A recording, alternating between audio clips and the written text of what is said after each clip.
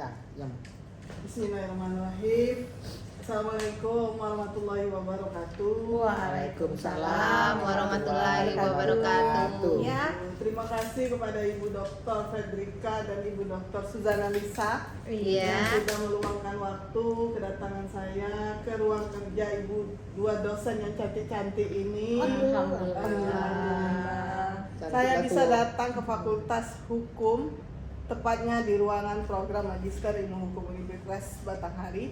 Kenakan Bu, sesuai dengan permohonan saya sebelumnya, saya sudah japri ke Ibu Ketua bahwa saya mohon waktu untuk melaksanakan podcast kita pada hari ini terkait dengan isu-isu yang lagi maraknya di perguruan tinggi. Iya. Kekerasan seksual. Kebetulan saya Siti Nur Ambarini, mahasiswa program Magister Magister Ilmu Hukum Universitas Matraul Anwar Banten. Jadi kedatangan saya dan memohon waktu pada Ibu terkait tentang tema kekerasan seksual di lingkungan perguruan tinggi. Kebetulan ini di sebelah saya ini yang baju oranye itu dengan Ibu Dr. Fedrika. Beliau adalah dosen dan sekaligus lawyer di senior di Provinsi Jambi. Sedangkan ibu yang berjilbab pink ini Dr. Haja Suzana Lisa yang juga merupakan akademisi sekaligus ketua Forum Partisipasi Publik untuk Kesejahteraan Perempuan dan Anak di Provinsi Jambi. Ibu yang cantik-cantik, gimana nih kabar hari ini? Alhamdulillah. Semoga diskusi kita bisa menghasilkan suatu menambah wawasan tentang bagaimana tanggapan terhadap kekerasan seksual Ibu di perguruan tinggi. Karena data yang kita lihat saat ini saya bacakan data dari Kementerian Pemberdayaan Perempuan dan Perlindungan Anak, ada 29.883 jumlah kasus kekerasan yang tercatat. Itu per 2024. Ya, pada sepanjang tahun 2023, Bu. Sepanjang Ya, itu tercatat di Indonesia. Itu data dari kementerian. Jadi kalau kita berbicara di kekerasan seksual di perguruan tinggi, berarti ini 20 kasus yang 29.000 ini adalah yang berada di seluruh perguruan tinggi yang ada di Indonesia. Bukan. Itu Apa jumlah itu kasus jumlah keseluruhan? Kekerasan. Jadi bukan termasuk kepada yang bukan khusus di perguruan tinggi ya, tidak ya. Cuman di sini ada lagi statement dari data yang diungkapkan oleh kementerian, 13.156 itu yang di perguruan tinggi. Itu yang terjadi kasus tertinggi di perguruan tinggi. Kalau kita persentasekan sekitar 40%-nya Bu dari total. Kita 2023. Ya, itu sangat meresahkan loh. Iya. Ya, kondisi yang seperti itu sudah benar-benar sangat meresahkan lah. Ya, jadi artinya begini, dengan keluarnya Permendikbud nomor 30 tahun 2021 itu, itu sebenarnya adalah menjawab daripada begitu banyaknya keresahan yang terjadi di dunia perguruan tinggi. Betul Ibu. Nah, yang hal yang seperti itu memang perlu sekali kita sikapi secara bersama dengan serius. Iya. Nah, kalau kita tidak menyikapinya dengan serius seperti angin lalu, maka kasus ini datanya akan terus bertambah secara terus menerus. Dan kasusnya juga seperti gunung es. Nah, itu dia masalahnya. Muncul di permukaan terus hilang mencair. Kalau tidak berani diangkat ya. Jadi kira-kira yang Mbak Rini mau dari kita berdua apa ya? Iya, kita kan melihat perguruan tinggi ini kan bukan lagi seperti anak SMA Bu. Bahwa perguruan tinggi itu adalah agen generasi intelektual penerus bangsa. Ya kan Bu, Ibu sebagai seorang pendidik, dosen itu. Bagaimana tanggapan Ibu? Saya duluankan dulu ke Ibu Fedrika. Ya, karena bagaimana tanggapan Ibu terhadap data yang saya ungkapkan tadi? Ya, kalau kita lihat dari data itu secara data statistik kriminal Cukup memang tinggi itu lah. sangat Cukup tinggi. sudah sangat meresahkan dan sudah sangat, menurut saya itu sudah membahayakan dunia perguruan tinggi loh. Ya. Tapi kita juga harus kalau saya dipandang dari sudut sebagai praktisi, Ya. saya memenangi dari sudut praktisi. Nah itu harus kita lihat dulu Bu, apa namanya, kasus yang masuk Bu ke ke laporan kepolisiannya, ada apa tidak itu yang terproses sampai selesai, sampai si pelakunya dihukum gitu. Karena ada banyak permasalahan yang sebenarnya tidak dapat kasus ini naik sampai ke atas gitu. Ada banyak permasalahan, laporannya masuk tetapi tidak diproses ataupun fenomena gunung es tadi. Iya tadi.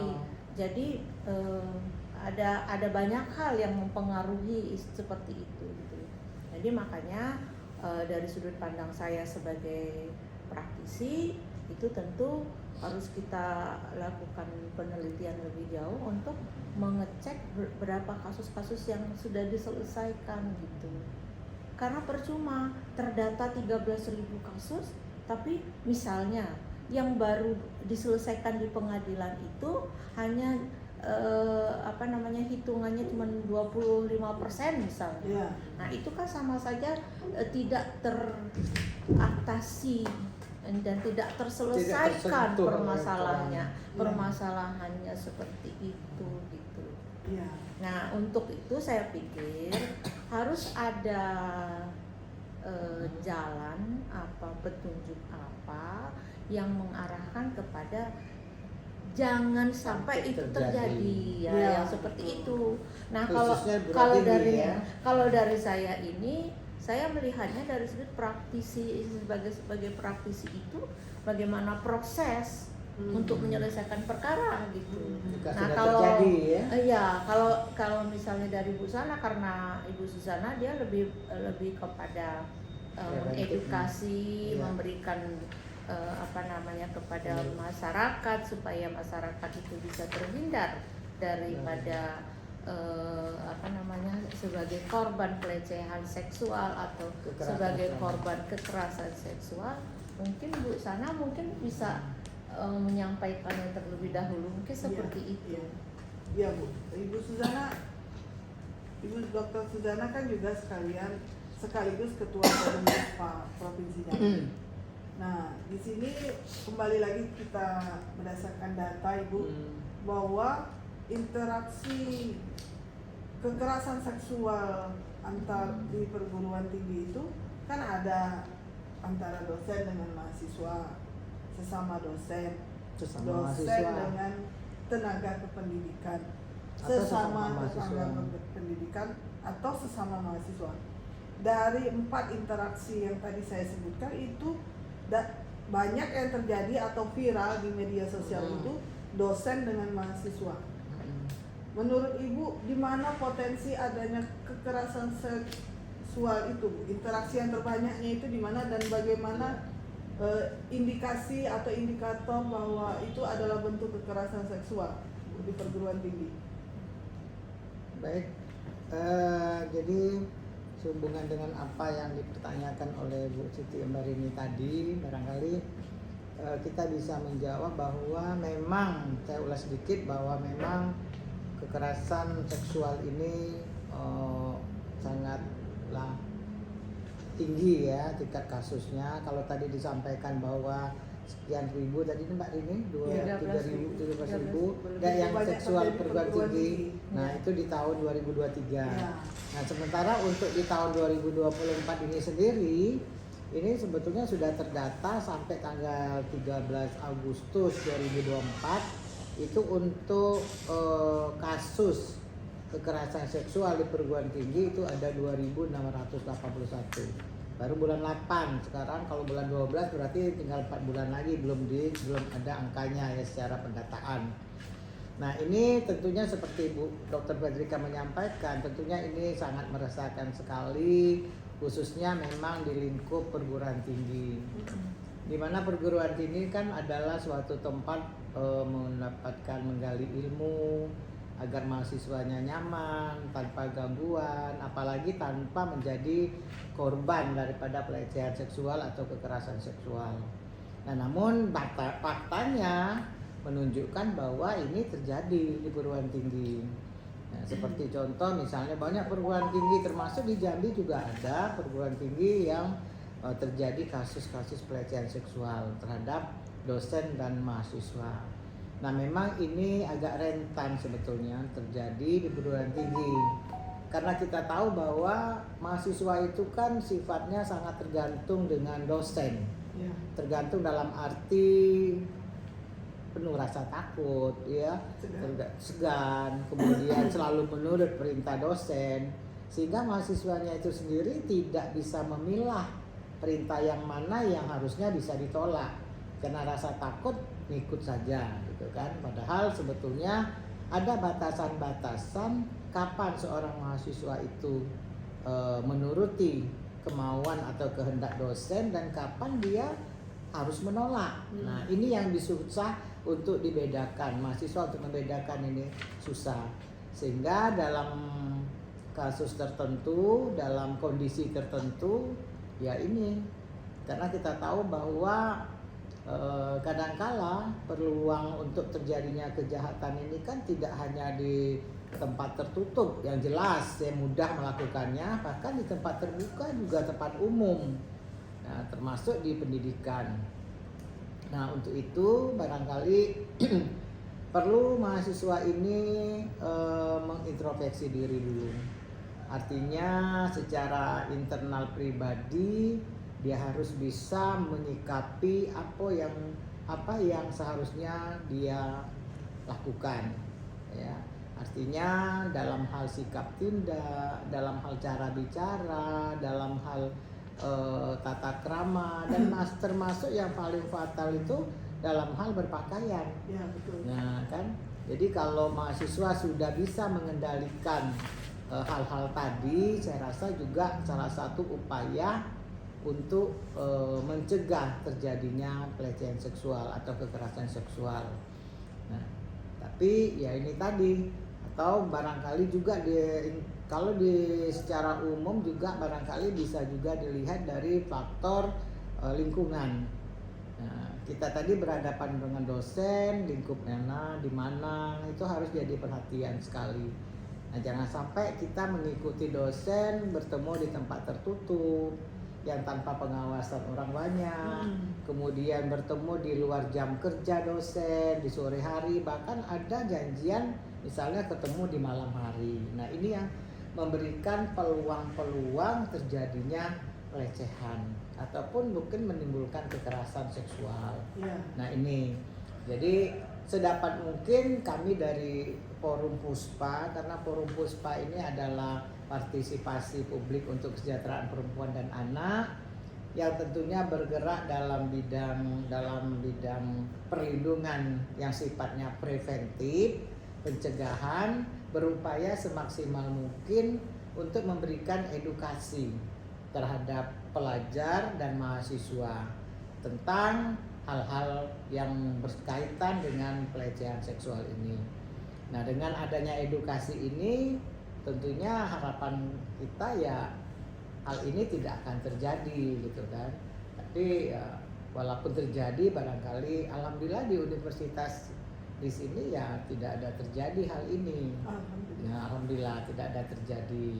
Nah, kadang-kala juga sekarang riak-riak kecil ada terjadi, cuma mahasiswanya takut mengungkapkannya kejadian ini. Nah, inilah dengan edukasi kita memberikan pelajaran bahwa jangan takut ketika ini terjadi. Seperti Bu Fedrika mengatakan bahwa tanpanya ada aduan, tanpanya ini yang orang tidak tahu ya berarti tidak terungkap, ya tidak tidak terdeteksi, kemudian tidak bisa diproses hukum sehingga mewabah jadi seperti penyakit, mewabah, ditiru yang lain karena ya aman-aman sajalah pelaku, ya tidak ada tindakan apapun.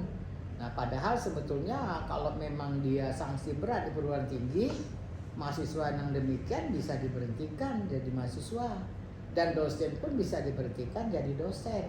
Kalau dia juga tenaga pendidik atau pegawai juga bisa diberhentikan sebagai tenaga pendidik.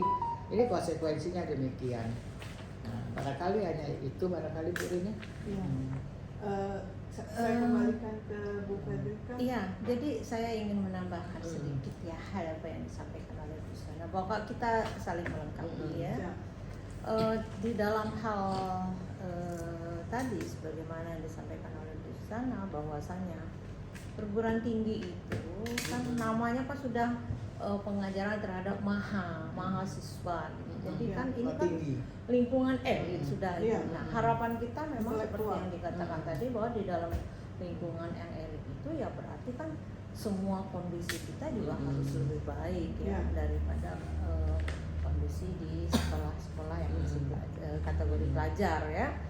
Nah, tetapi di dalam lingkungan perguruan tinggi ini justru karena dianggap sudah dewasa, sehingganya hubungan antara mahasiswa dengan dosen itu, ini kan seperti yang disampaikan Mbak Rini tadi, bahwa di dalam perguruan tinggi itu kan elemennya itu kan ada hubungan antara dosen dengan mahasiswa, antara mahasiswa dengan mahasiswa, antara mahasiswa dengan tenaga kependidikan, antara tenaga kependidikan dengan dosen, antara dosen dengan dosen. Nah, dalam lingkungan yang seperti itu, ini kadang-kadang dibingkai dengan kondisi elit tadi, seolah-olahnya ini sesuatu hal yang mungkin saja tidak terjadi.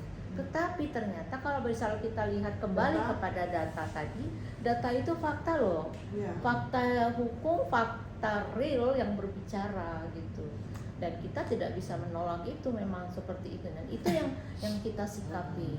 Ternyata di dalam bingkai yang tadi kelihatan elit tadi itu, ternyata ada banyak ria-ria, ada bakterinya juga ya Ibu. Jadi, nah inilah sebenarnya yang paling banyak terjadi itu adalah antara hubungan antara dosen dengan mahasiswa. Dan sebagaimana yang disampaikan itu, yang paling banyak itu Bu ketika bimbingan ya Bu ya. Ketika sudah mahasiswa ini kan sudah dianggap sudah tingkat akhir ya kan. Jadi dia dianggap sudah kayak balas jasa lah gitu, salah satunya ya. Makanya nggak bisa nolak, mahasiswa bisa makanya nolak. Jadi ini yang kita sebut dengan relasi kuasa tadi. Di lain pihak sebagai dosen dia bisa menentukan kapan maunya gitu. Nggak bisa, mahasiswanya nggak bisa nolak. Jadi kalau yang dosennya ini kan ketika dia menentukan itu kan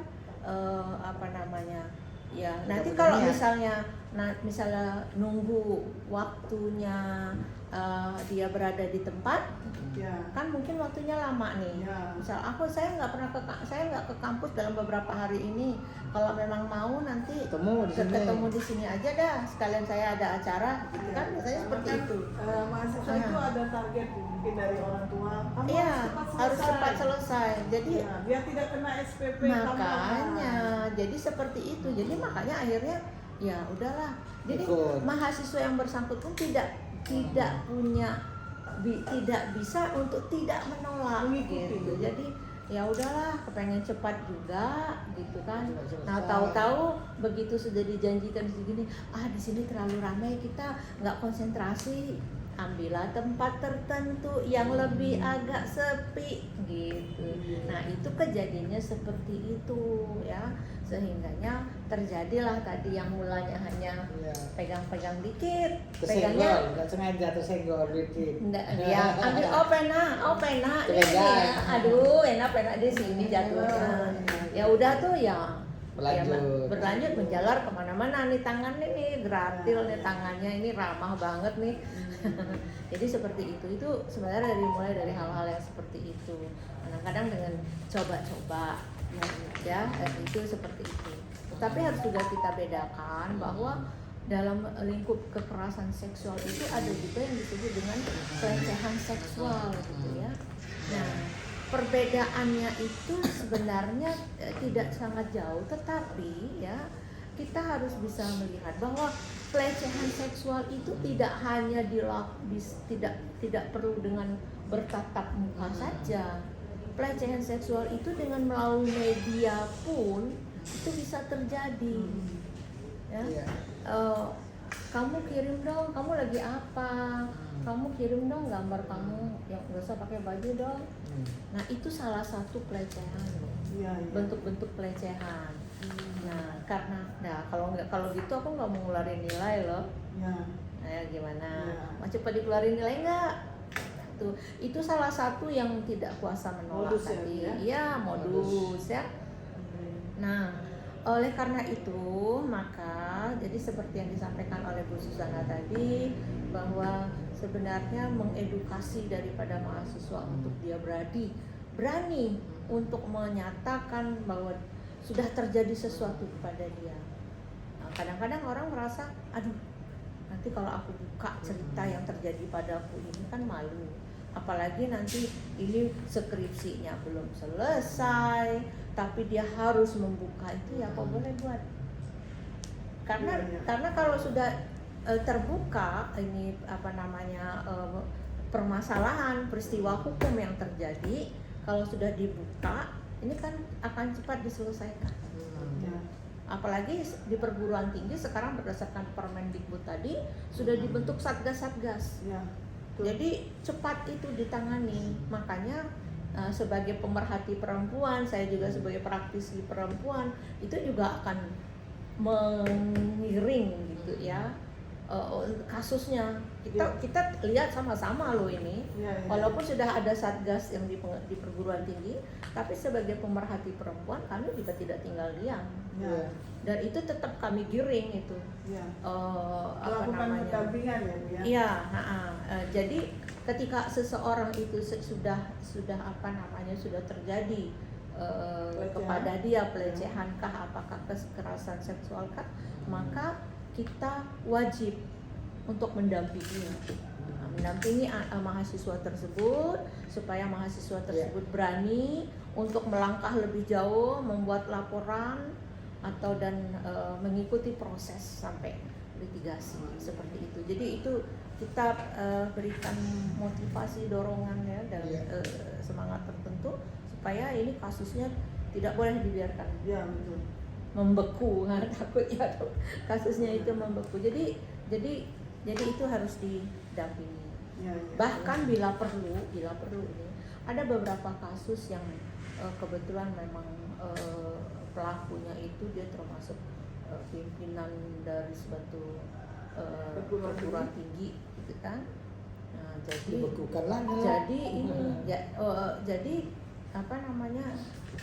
penuh dengan ancaman. Cabut enggak kok? Nah, dalam kondisi yang seperti itu, yang si mahasiswa ini tadi, ini dia perlu mendapatkan perhatian yang khusus, rumah tinggal yang khusus, tempat yang khusus. Jadi dia benar-benar dalam satu perlindungan. Makanya di dalam Undang-Undang Perlindungan Saksi dan Korban itu kan ada diberikan tempat khusus seperti itu.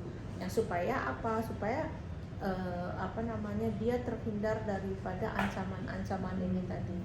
Kadang-kadang ancaman ini dia bukan berlaku kepada si mahasiswa tadi.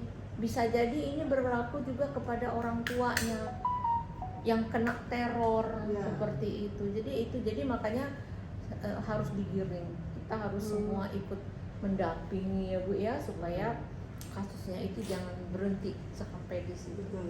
Jadi harus biar ada efek jerah juga dengan pelaku, Bu. Kalau enggak, nanti si pelaku bilang, gampang, dikasih duit sekian selesai. Damai. Mediasi damai. Memang betul. Sekarang ini kan ada beberapa kasus yang memang perlu di restoratif justice ya. Karena restoratif justice itu memang sekarang lagi program yang memang sedang digalakkan untuk diberlakukan.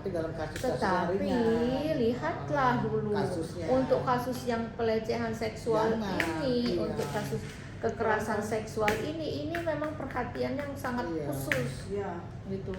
Jadi kalau misalnya Mencuri. yang kasus yang lain restoratif justice sih mungkin bisa Ya, saja. ya. Kalaupun dia mau dilakukan secara restoratif justice juga harus dengan kondisi yang luar biasa. Iya. Yang benar-benar harus kondisi yang luar biasa supaya bisa membuat si pelaku ini menjadi jerah. Jadi jangan nanti gampang dengan damai udah selesai, dengan uang sekian udah selesai. Akan jadi kalau bahasa Jawa itu apa istilahnya ya, kayak tuman gitu loh. Jadi kebiasaan, kebiasaan. Ketumanan. Jadi kalau misalnya dia nggak diproses, nggak diselesaikan, nggak dikenakan dengan hukuman untuk membuat dia jerah, dia akan berulang terus.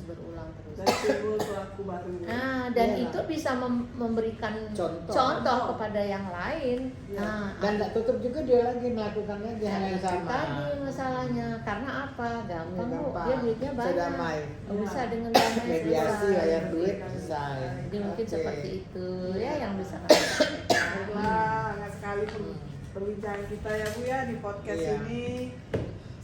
Terima kasih banyak Bu atas waktu, Sama-sama. kesempatan untuk saya bertanya lebih dalam lagi Iya. kekerasan seksual di lingkungan perguruan tinggi. Terima kasih kepada Ibu Dr. Fedrika, terima kasih kepada Sama-sama. Ibu Dr. Suzana Lisa. Mudah-mudahan Sama-sama. bermanfaat ya apa yang diproseskan Iya, kita lain ini. waktu saya juga minta ada banyak isu yang terjadi saat ini bisa kita sharing kembali. Demikian Iya, podcast terima kita kasih. hari ini. Terima kasih. Terima kasih ya. Terima Ya, kasih. Sama-sama. Sama-sama Terima sukses kasih, ya. untuk Mbak Rini.